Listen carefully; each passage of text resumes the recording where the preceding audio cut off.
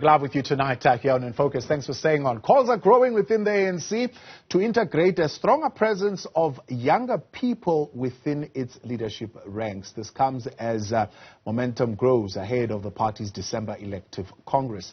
Those in favor argue that the governing party should follow a global trend where young leaders are taking over. Joining us now to outline the call is ANC Ekurhuleni Regional Chairperson Mzwandile Masina. Good to have you with us, and thank you very much for your time. Interesting that you wrote this particular opinion.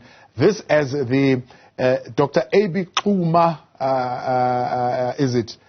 branch, or maybe it's a number of branches, 46 of them, or maybe I'm wrong, maybe a little bit more, are saying that after a festival of ideas, they held this meeting in eThekwini region. They have all agreed that the names that should come up as leaders of the party are Dr. Zweli Mkhize and Kada Paul Mashatile as future leaders of the ANC. Those people are old. It seems this message of leadership is not filtering through. In fact, just last week we were speaking with Ward 32. They are raising the name of Dr. Nkosazana Dlamini-Zuma. Those people are old. I mean, is the ANC serious about dealing with this existential crisis? Well, I think the African National Congress has, for many years, been able to integrate younger leadership. If you look at the years of Mandela, Tambo Sisulu, they were in their 30s. If you look at the generation of Thabo Mbeki, Jacob Zuma, Tokyo Sikwale, Thabo Mbeki in 1975 was 33 years old. Jacob Zuma was 35 years old. Tokyo was 39 years old when he was in the NEC. So I don't think that there's anything sinister, and it's not for me to discourage the elder cadres of the African National Congress, because we need their wisdom. Here we are talking about the generational mission which we have to advance, and we are mindful of the fact that branches have got a democratic right to elect whoever they so whom want to elect. But this call is to all the young people or the younger generation of our leaders to be mindful of the fact that the ANC must regenerate itself. Yeah. And I think that that's a call that and basically we also make some observation about what is happening globally. Many other countries, you'll see that the leadership there at the level of government and parties has gotten quite younger. Yeah.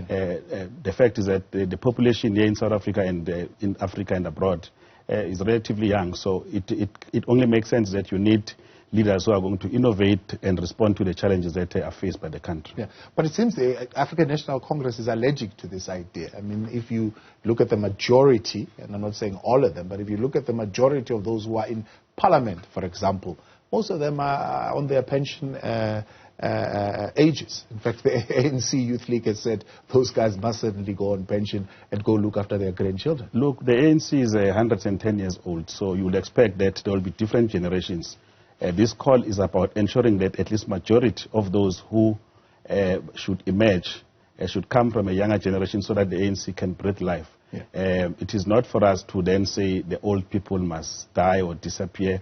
But we have to reduce them significantly in the National Executive Committee of the ANC, including the officials.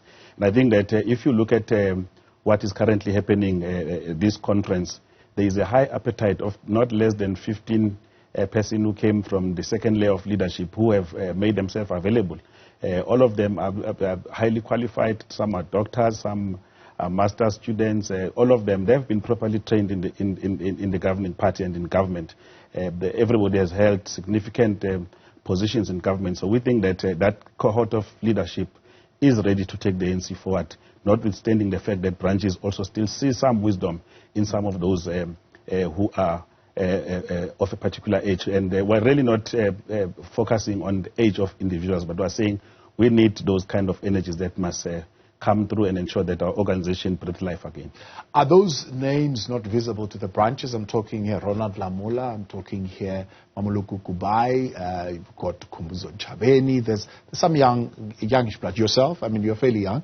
Are those names not exposed to the branches? Well, by all admission, all of us, as you can count us, except maybe Ronald Lamola, we're no longer fairly young by that sense, which is why there's an urgent call that there's got to be an understanding and appreciation that this kind of leadership requires space to be able to take the ANC forward.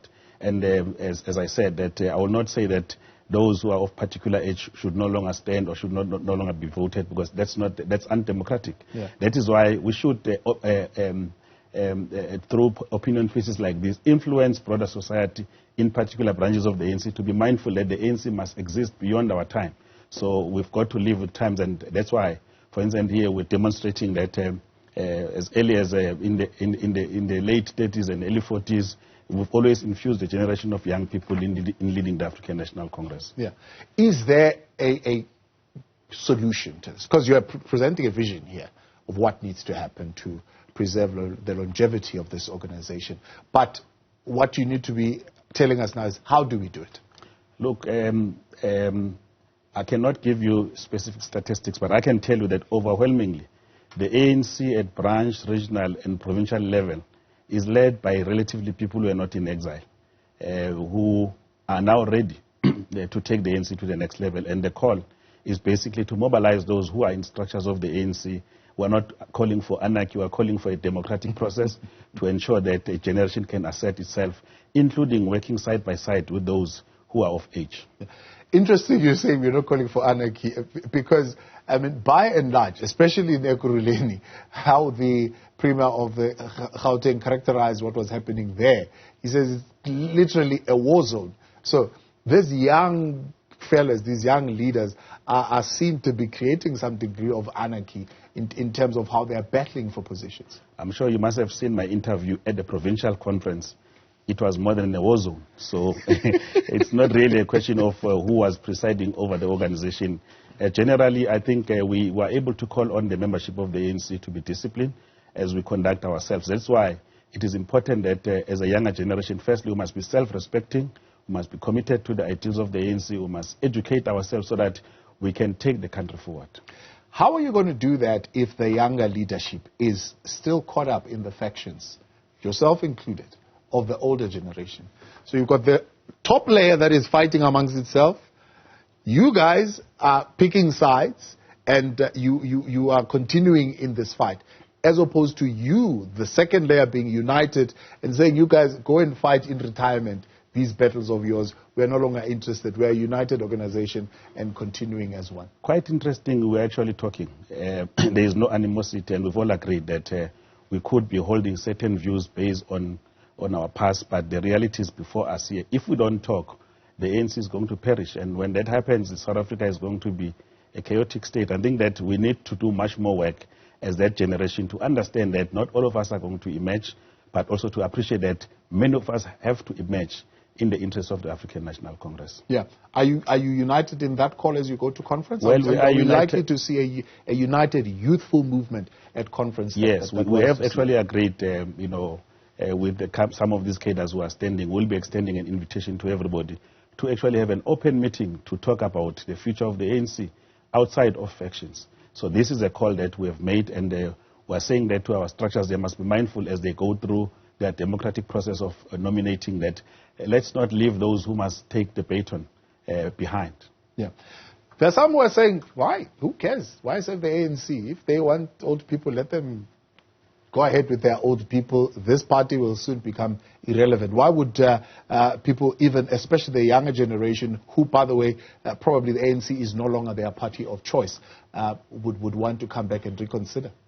Look, the ANC has always renewed itself over time, and it has shown that the experience that has been built since 1912 and since 1994 in government has been valuable in changing the lives of ordinary citizens. Yeah. And we are mindful of the fact that during the course of the struggle, some of our comrades have disappointed us, and those should be isolated so that the generation does not suffer because of individuals who are greedy, who are selfish, who think about themselves only. So we've got to be able to isolate those and begin to say those who are committed to the ideals of the ANC will have to take the ANC forward. How do you begin to do that? How do you begin to influence that population? I mean, you yourself, you say Africa is the youngest continent in the world, with 40% of its population aged between 15 years and younger. I'm raising a 16-year-old, 18-year-old right now. I'm with my 20-year-old here in studio. The reality is the population is getting younger and younger. We've got to respond to that. The ANC can no longer hold to old ideas. You can imagine if May his soul rest in peace, John Langalibale Dube was to say, I want to lead ANC to the future, when he was there in 1912. So we are saying basically that there is a natural attrition. All of us have got to appreciate and accept that, but we also accept that there has to be a democratic process to ensure that we replace the old with the new. Appreciate your time. Thank you very much for coming on. That is the chairperson of the ANC in the Ekurhuleni region there, Mzwandile Masina. Call for a generational mix and an integration of young, energetic blood in the leadership of the African National Congress.